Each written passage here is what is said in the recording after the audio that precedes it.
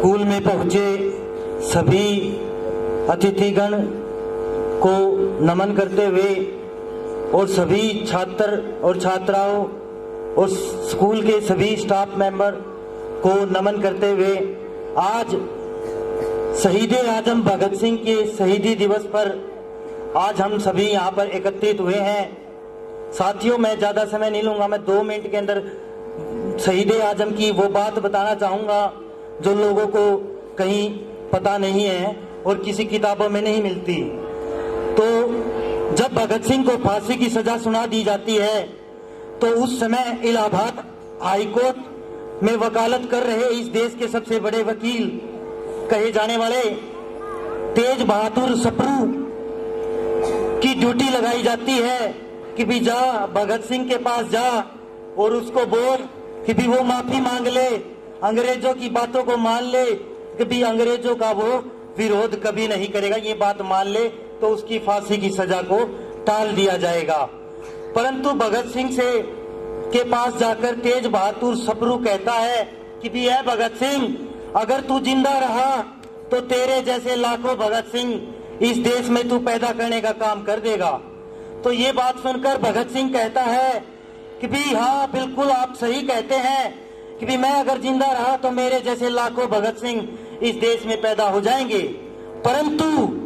इस देश का युवा, इस भारत देश का युवा मरने से नहीं घबराता। भगत सिंह कहते हैं कि भी इस देश का बहादुर युवा मरने से नहीं घबराता, वो अगर डरता है तो मौत से पहले का जो डर जो होता है, मौत से पहले का जो दर्द है उससे इस देश का युवा डरता है, वरना मौत से इस देश का युवा नहीं घबराता। यह बात कहकर भगत सिंह कहता है कि भी आज मैं लाखों देश के लाखों युवाओं का रोल मॉडल हूँ और मुझे देखकर युवा आंदोलन में कूद पड़े हैं, तो मैं नहीं चाहता कि मेरे एकलौते की मौत से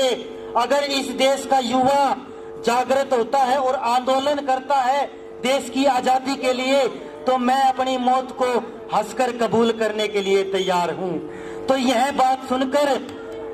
तेज बहादुर सप्रू कहता है कि ए भगत सिंह, तू वाकई में शहीदों का शहंशाह है, शहीदों का बादशाह है और शहीदों का आजम है। तो यह बात सुनकर भगत सिंह की सप्रू कहता है कि भी मैं चला जाता हूँ और ये जो पत्थर है आपके पास छोड़ जाता हूँ, अगर आप चाहो तो इस पर अपनी माफी लिख देना और अंग्रेज जो है आपको माफ कर देंगे, आपकी फांसी की सजा को माफ कर देंगे। परंतु भगत सिंह उसी पेज पर पीछे लिखता है कि भी है अंग्रेजों, जो हम लोगों ने किया है, जो असेंबली हॉल में बम फेंका है और सैंडर्स को दिन दहाड़े मारने का जो काम किया है, तो उसके अपराध में, उस अपराध के उपलक्ष्य में आपके कानून में एक बात लिखी गई है कि भी अगर ऐसा कोई अपराधी करता है तो उसको सरेआम गोली मारने की सजा सुनाई जाती है। तो मेरी आपसे अपील है कि भी हम सबको या मुझे सरेआम गोलियां मारने का काम किया जाए, ताकि इस देश का बहादुर युवा ये बात सुनकर उसका खून खोल उठे और देश की आजादी के लिए इस मैदान में कूद उठे। तो ये साथियों, ये कुछ बातें हैं, ये त्याग है जो शहीद आजम भगत सिंह ने किए हैं इस देश के लिए। जो ये बातें अक्सर जो भगत सिंह की जो थीसिस थी उनमें मिलती हैं, जो उन्होंने अपने हाथों से लिखी थी, परंतु उनको इस देश में लागू नहीं किया जाता।